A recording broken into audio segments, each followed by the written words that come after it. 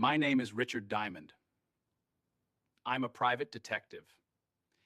I charge a fee and trouble usually comes free.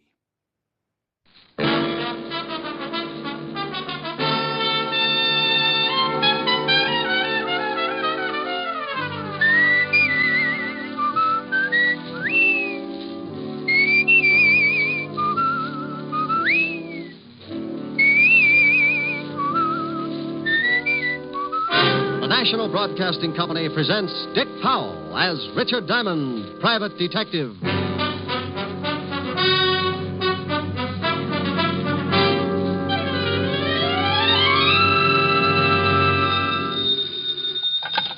Diamond Detective Agency, a corpse in every plot. Oh, Rick, that's awful. I know, Helen, but my sense of humor's out of gas. Aw, what's the matter? No business? Not for a week. If a client walked in now, I'd probably swear it was an hallucination and referred to Bellevue. Walt's been trying to get you. He called here about 5 minutes ago, said it was important. I just got in the office. I'll give him a call. Am I going to see you tonight? You know it. Me and my empty wallet will be glad to stop over for dinner. Well, I'll have Francis fix something healthy. Tell him to cook some money. I'll see you around 7 then. Don't forget to call Walt. Bye. Bye. And I wish I was smiling, sure it's fine morning. Lieutenant Levinson, homicide. Oh, you want to talk to me, Fatty? Rick?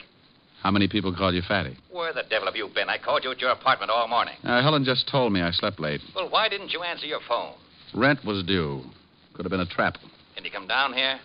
Well, if it's important, I can come down. But if a potential client gives up because he can't find me, I may have a crying jag all over your office. I'll stock up on hankies. I wouldn't ask you, Rick, but it is important, very. Well, don't sound like the last course of Gloomy Sunday. I'll be there. Relax. I knew Walt was on the level because every time he thought something was important, he came on in a higher register and began to sound like a harp. Well, I closed the office, set the bear trap in front of the door in case of a client, and left a box lunch. I might be gone for a good while this time, and if I caught something, there was no sense in letting it starve. The 5th Precinct was 20 blocks away, so being a practical man who always regards that lonely feeling in his pocket as the sure makings of a pedestrian, I insulted a few well-meaning cab drivers, and 30 minutes later, I limped into the squad room of the 5th Precinct Police Station. Yes? Is there something I can do for you? In my business, you have to be conditioned to anything. Nothing should surprise you. But in my business, like any other, there's always a first time for everything. And it looked like this was it. For over a year, I had been walking leisurely into the squad room of the 5th Precinct and smiling inside when I spotted a cop with a battering ram for a head and landing barges for feet. He was always the best straight man I'd ever run across, and his name was Sergeant Otis Loveloon. But this day, dear old Otis was not to be found. Instead, sitting at his desk, looking up at me through a pair of thick horn-rimmed glasses, was something else.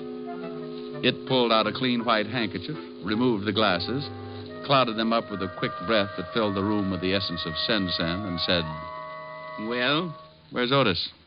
You mean Sergeant Loveloon? He's been transferred. He's been what? Transferred. Who are you? Sergeant Andre Klume. Is there something I can do for you? Andre Klume? Sergeant Andre Klume. Sergeant Andre Klume. Just one moment. Yeah? Where do you think you're going? Look, Sonny, I'm going in to see the lieutenant. You'll have to wait until I find out if he can see you. Oh, he'll see me. He just called me. May I have your name, please? What? Citation. Mr. or Mrs.? Hey, this may not be so bad after all. No? No. We're going to have fun, Andre. Are we? Yes, indeed. Now, call in to the lieutenant and tell him Mr. Diamond is coming in to see him. Yeah? The gentleman you were expecting, Mr. Diamond. He's getting introductions now? Send him in. Yes, sir.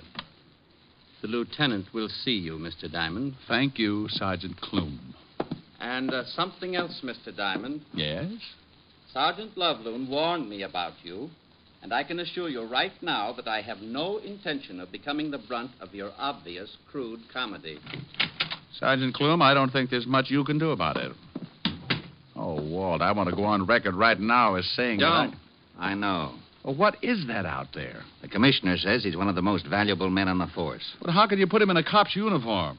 It's like dressing Rasputin in a Mother Hubbard. I miss Otis as much as you do, but strictly off the record, Sergeant Clume has relatives. Oh, I thought so. Been scratching all the way in here. Otis moved over to the 11th precinct. Who's he working for now? Lieutenant Crawford. They've had a suicide watch on him all night. What's this Andre Clume supposed to be so good at? He's only been with us for a couple of days. I don't know. Well, if I keep thinking about him, I may have to be dipped in hot tar. You better tell me what you want to see me about. You may not like it, Rick. Oh? This is new? Remember Ralph Baxter? Sure. I sent him up while I was still on the force. Yeah. Well, you worked on that case for over a year, didn't you?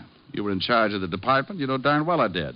Rick, you knew Baxter's habits better than anyone on the force. Oh, now, Walt, what's it all about? Is Baxter loose? Very loose. Busted out at 8 o'clock this morning along with 7 other guys. Oh, all got away clean? Every one of them. One of the best planned breaks I've ever heard about. Well, if Baxter was in on it, it had to be. He's a smart boy, Walt. One of the smartest. Yeah, well, the commissioner says we've got to pick him up before he does any damage. Just like that, huh? Just like that. I need someone who knows him so well he might have a chance of nailing him before the trouble breaks loose. And you know Baxter and trouble. How come you're in on this, Walt? Somebody already get killed? Truck driver. Oh.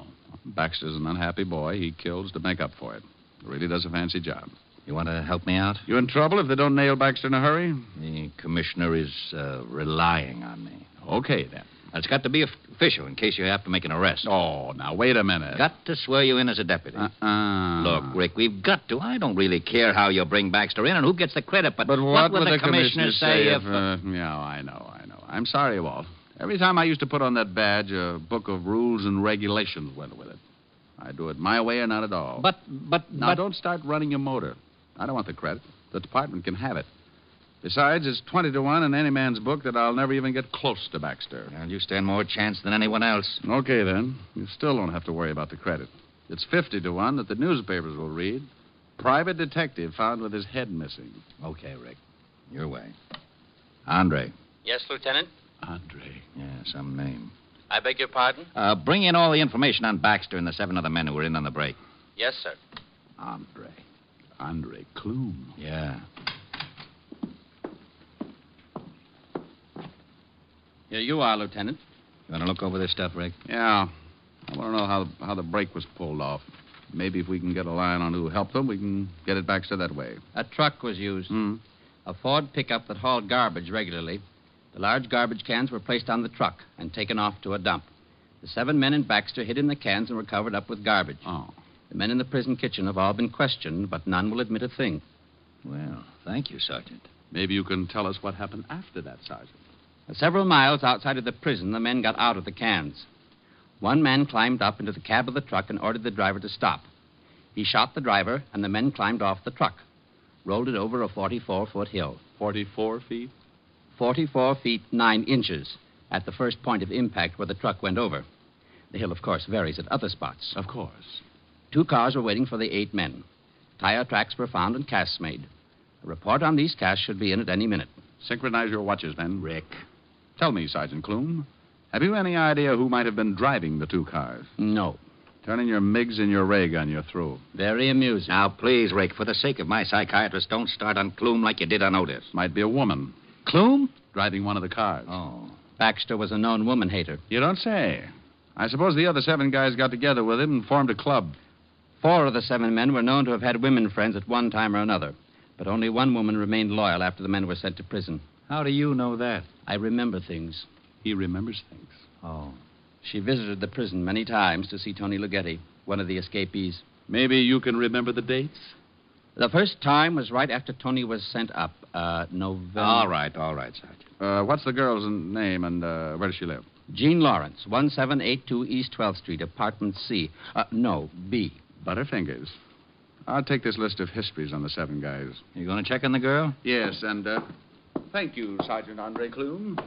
You've been a brick. I left Clume polishing his glasses, Walt looking sick. Jean Lawrence did live at 1782 East 12th, apartment B. So I looked up the landlady, a nice old reproduction of Whistler's mother with a hangover, Mrs. Shook by name. She was a little unhappy that I'd bothered her, but I finally sold her on the idea that she could shave any time, and aided by my best smile and the promise of a fast 5th, I finally got her to open the door to apartment B. There you are, lover, but I can tell you right now, Jeannie ain't in. Well, what's in this room? Bedroom. She didn't come home all day yesterday or last night. She didn't, huh? You know, I shouldn't be showing you around like this, except that you look like a real nice fella. And you're thirsty. Oh, go on. You see anyone else hanging around, say, in the last week? Yeah. Come to think of it, about a week ago, some dark fella started coming over to see Jeannie. Used too much hair oil, greasy type. Think you'd recognize him? You bring me that present, lover boy, and I could recognize a clove of garlic in an onion warehouse. I'd make book on it. May I use the phone? Go right ahead, lover. Oh, by the by, 100 proof, huh? 100 proof. Homicide, Lieutenant Levinson. Walt, this is Rick. I'm up at the girl's apartment. Not here. But the landlady says she can identify some guy who's been hanging around here for the last week. So look up... Hold it a minute, Rick. Something coming over the hot shot. Okay. Oh, bottle and bond, is that right, dear? Oh, lovely, lovely. Lovely. Rick? Yeah? Get that landlady in here, then meet me out at the end of River Street, Pier 14. Something up? Sus came up. Someone didn't want it to. When she hit bottom, the bricks in the sack must have torn it open. What? A dock worker spotted her floating near one of the pier pilings. Jean Lawrence? Yeah. I'll see you over there. Something happened to little Jeannie. I could hear... Found her floating in the river. Oh. Well, if we're going down to the station, can we stop off and get that present? Yeah. Bottled in bond, you promised. I grabbed a cab and took Mother McCrae over to the 5th Precinct, making one stop on the way for the promised present. I turned her over to the desk sergeant and took off for Pier 14 at the end of River Street. When I got there, I spotted the homicide prowl car and Walt standing near the ambulance. On the wooden floor of the pier, covered with a sheet, was the dead body of Jean Lawrence. The coroner had just finished his examination. Well, give me a full report as soon as I get at the lab, Lieutenant. This is a rush, Coroner. It always is. Oh, hello, Rick. Hi, Charlie. Shot twice, then thrown in the drink. Yeah, nice. Anything else? Book of matches in her coat pocket. Probably don't mean a thing. Lieutenant, we just got a report from the precinct. Hello, Diamond. Oh, good afternoon, Clume. You're looking fine. Oh, you'll be kissing each other on the cheek in a minute. What about that report, Sergeant? The landlady Diamond brought in 22 minutes ago has just identified a picture in the morgue as a man who had been visiting Jean Lawrence for the past week. Anyone we know? William Nash, alias William Barnes, alias Bootleg Barnes. Yeah. 5'11", black hair, brown eyes, slight scar. Oh, hold it. What about his record? 9 arrests, 2 convictions, robbery and assault. In the cafe business now at... Red Dot Inn? Yes, sir. Matches you found on the girl, Walt? Yeah, Red Dot Inn. Let's take a run over there.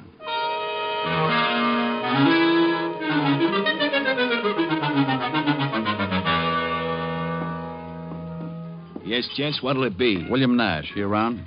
No. Police. He still ain't around. He got an office? Well, He got an office. Yeah. Where is it? Top of those stairs. Down the hall, last door. Go around to the back of the bar, Clume. Yes, sir. Hey, now, wait a minute. You ain't supposed to come back here. See that he doesn't have any way to let Mr. Nash know we're coming up. Just go ahead and tend your bar. You guys want to get me in trouble? Not unless Nash is really in his office. Then you don't have to worry about trouble. You're in it. Let's go, Rick. Down the hall, he said. Last door. We both go? Yep. Fire escape down there. This way, Sergeant Clume covers him. Can Clume shoot? I forgot to ask him. You get on there by the fire escape in case he gets past me.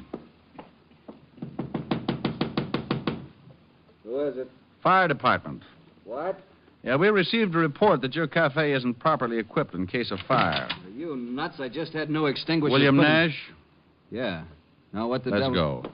Huh? You heard him. Hey, what is this? Police, let's go. He's clean. All right, copy. You want to haul me in. What's the charge? Murder. Murder? Now, listen, Start you walking. Who's murdered? Jean Lawrence. Down the steps. I don't know any Jean Lawrence. Sure. Everything all right, Lieutenant? Go upstairs and watch this guy's office. Yes, sir. You need a warrant for this, you know. I'll get one. I tell you, I don't know any Jean Lawrence. My friend, I know a little old lady who thinks you wear too much hair oil. She's going to make a very big liar out of you.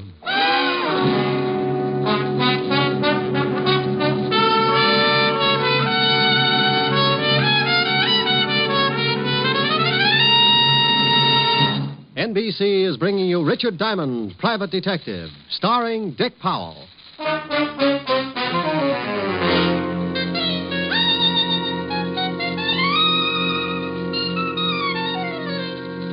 All right, Sergeant, get the lineup going. Yes, sir. Henry Phipps. Henry Phipps, alias Henry Phipps. I ain't never seen a lineup before, lover. The man you identified earlier from the picture. See if you can pick him out. George Chalmers. No, ain't him. George Chalmers, alias George Lippert, alias Geo the Lip, charged petty theft. Ain't him neither. William Nash.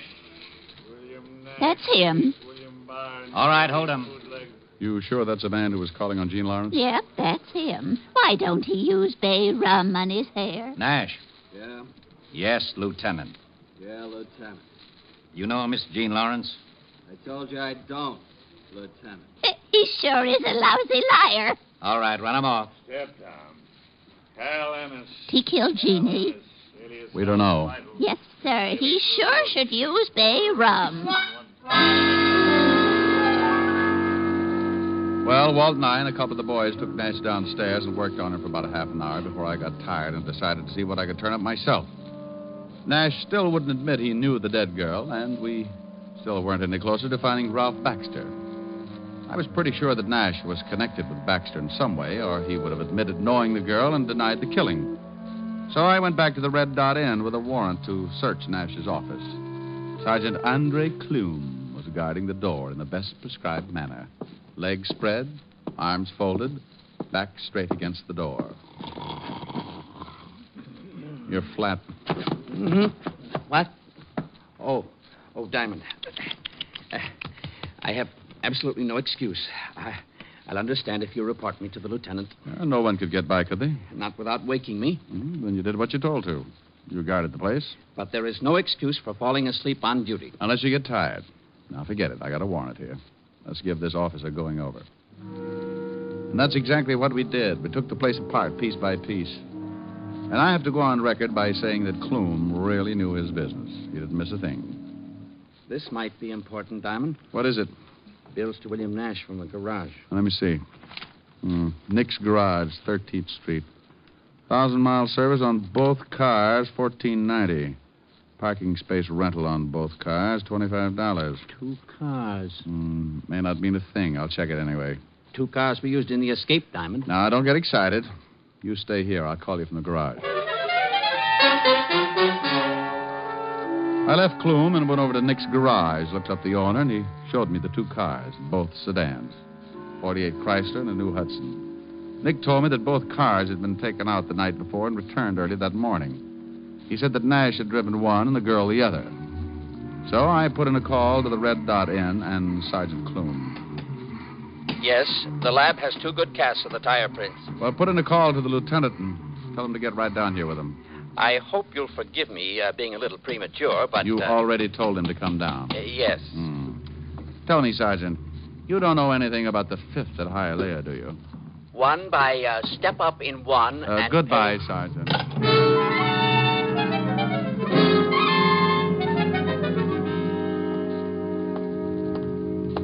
Hello, Rick. Well, this is Nick Miller, runs the garage. Hi, Lieutenant. Miller, how about the cars? This one and that one. Hold this cast. I'll try the other one. Okay. Fit? No. Those tread prints on that can supposed to fit the treads of one of these cars? We hope so. How about that one, Walt? Like a glove. Try your cast on that car.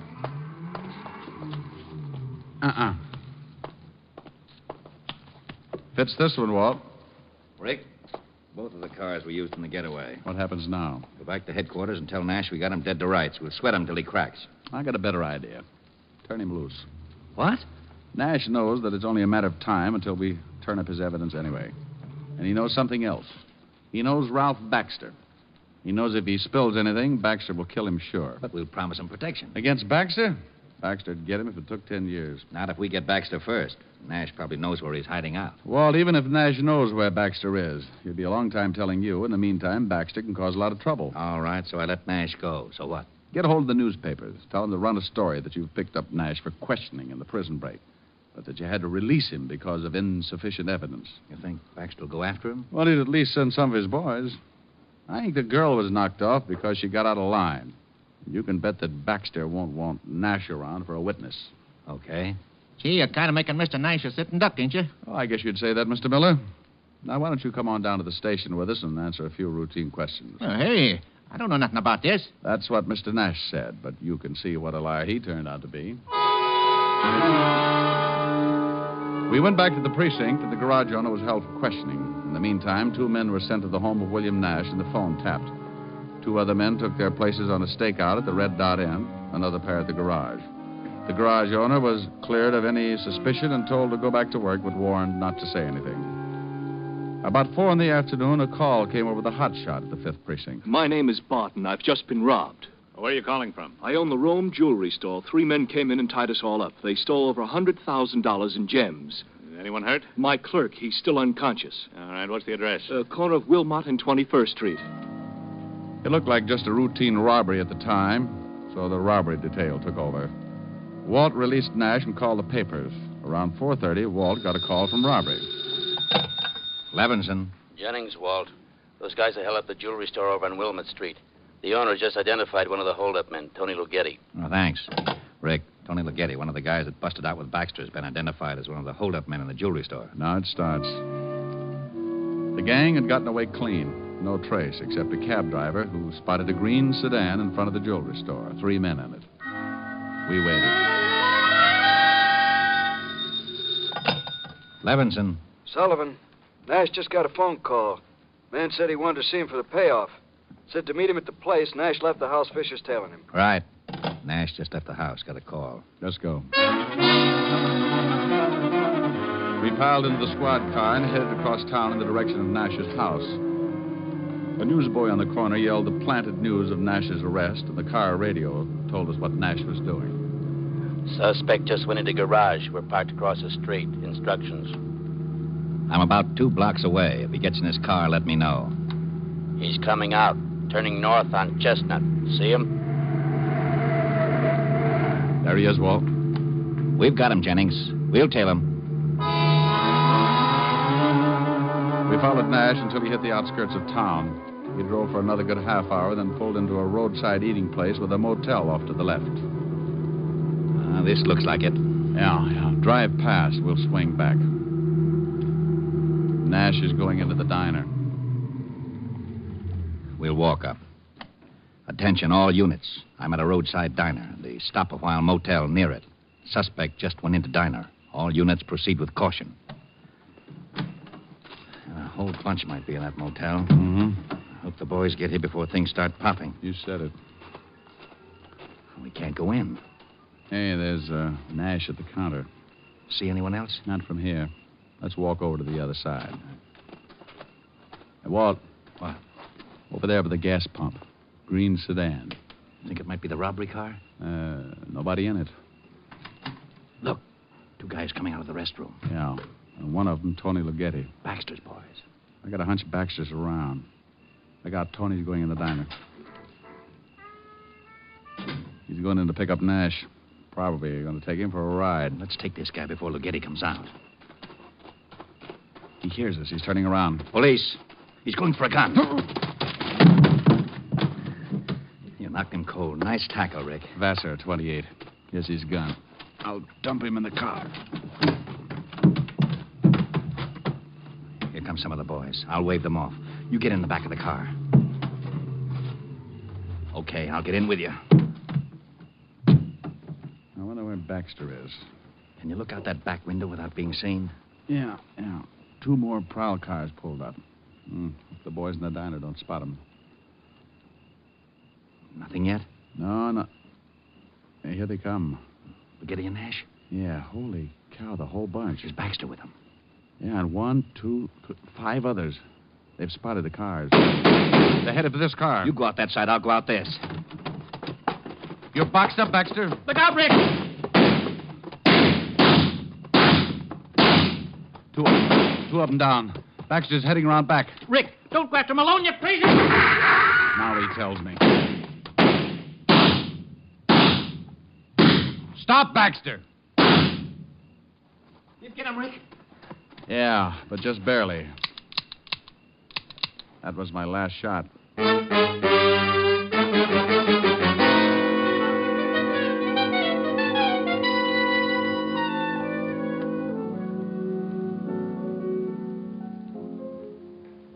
was the dinner? Oh, if I'd eaten any more, I'd need a new belt. You gonna tell me what you did all day and why you were so late? Went for a long walk in the park. Oh, that's what I love about you. Gone all day. Come in smelling like a shooting gallery until you tell me you went for a walk in the park. Oh, no. I get it. Yes? Oh, Rick, you going to give me a routine, or do you want to hear about Baxter? Oh, Harold Appleknocker's tired. Let's have it. Well, Giddy's dying in the hospital. 2 of the other boys died on the way. The guy you tackled is singing all over the place, and Baxter will have a quiet funeral tomorrow. The others we got locked up. Your boys all right? One of them got it in the leg. Otherwise, okay. You were right about the girl. Baxter killed her because he was afraid she'd talk. Seems she had a beef and walked out. Baxter got worried. Nash was to get his tonight, just like you figured. Okay, Walt, thanks. I'll talk to you tomorrow. And thanks, Rick. Sure. Well? Well? Wanting to know if his boys were all right. Now, Rick, you've been doing something exciting, and I want to know about it. Honest, baby. The park's very dull in the afternoon. Want to go stir up some action in it now? Good mood. Rick, why do you lie to me? Oh. All right, come on. Oh, wait. We're forgetting something. I got to sing a song first. Oh, Rick, now that you brought it up, I want to go to the park. Oh, this will only take a few seconds. You just pucker up and hold.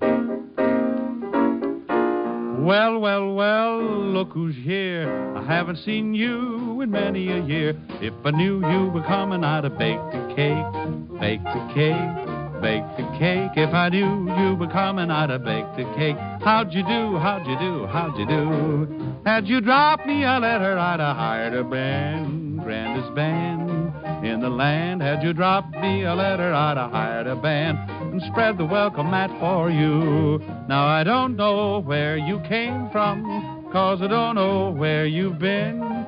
But it really doesn't matter. Grab a chair and fill your platter and dig right in. If I knew you were coming, I'd have baked a cake, hired a band. Goodness sake, if I knew you were coming, I'd have baked a cake. How'd you do? How'd you do? How'd you do? Now I don't know where you came from, 'cause I don't know where you've been. But it really doesn't matter. Grab a chair and fill your platter and dig right in. If I knew you were coming, I'd have baked a cake, hired a band. Goodness sake, if I knew you were coming, I'd have baked a cake. How'd you do? How'd you do? How'd you do? Oh, how'd you do? How'd you do? How do you do? Miles, still puckered? Mm-hmm. Think you can hold it till we get to the park? Now, you see, if you're patient, I always make it up to you.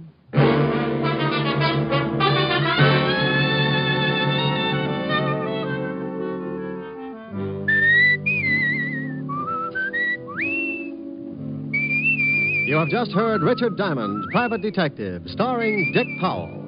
Lieutenant Levinson was played by Ed Begley. Also in the cast were Virginia Del Valle and Wilms Herbert. Music was under the direction of Frank Worth. Tonight's show was written by Blake Edwards, and the entire production was under the direction of Jack Johnstone. Dick Powell currently may be seen in the motion picture version of the best-selling novel, Mrs. Mike. Richard Diamond's Private Detective will next be heard 2 weeks from tonight. Check your local newspaper for the time of broadcast. Listen next week at this hour for Dangerous Assignment, starring Brian Donlevy as Steve Mitchell, Soldier of Fortune. Remember, at this time next week, it's Dangerous Assignment on NBC. This is Eddie King, inviting you to be with us 2 weeks from tonight when we will again bring you Dick Powell as Richard Diamond, Private Detective. For all the family, try Father Knows Best tomorrow on NBC.